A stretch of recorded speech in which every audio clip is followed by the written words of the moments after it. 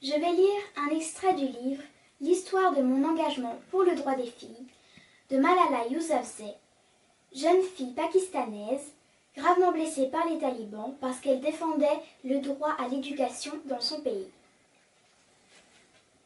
Une fille parmi beaucoup d'autres.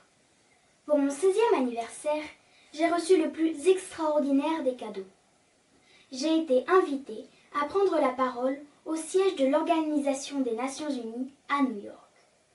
Il semblait impossible que je sois sur le point de parler devant l'Assemblée des Nations Unies.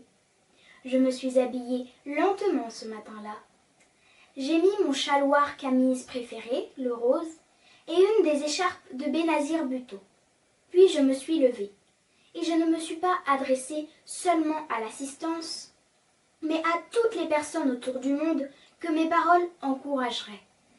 Chers frères et chères sœurs, souvenez-vous d'une chose, la journée Malala n'est pas ma journée.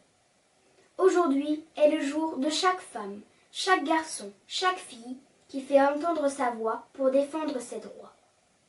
Des milliers de gens ont été tués par les terroristes et des millions ont été blessés. Je suis juste une d'elles.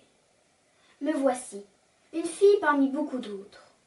Je ne parle pas en mon nom, mais au nom de toutes les filles et de tous les garçons.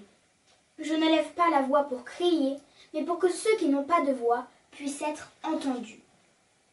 Ceux qui se sont battus pour leur droit à vivre en paix, leur droit à être traités avec dignité, leur droit à l'égalité des chances, leur droit à l'éducation.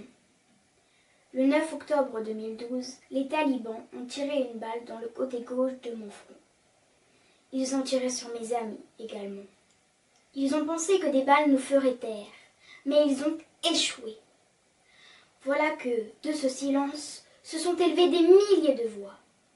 Les terroristes pensaient qu'ils changeraient nos buts et mettraient fin à nos ambitions, mais rien n'a changé dans ma vie, sauf ceci.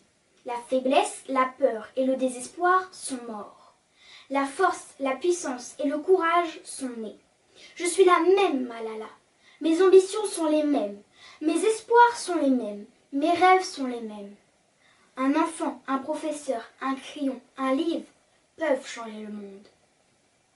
En entendant les applaudissements alors que je regagnais mon siège, tout ce à quoi j'ai pu penser, ça a été que j'avais fait du chemin depuis la Malala bébé qui faisait la classe à des chaises vides dans l'école Kuchal, ou Malala la petite fille qui faisait des discours face au miroir de la salle de bain.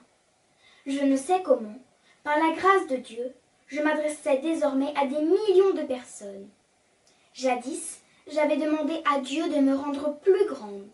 J'ai compris qu'il avait répondu à ma prière en me faisant devenir grande à toucher au ciel, avec une voix capable d'atteindre les gens de partout.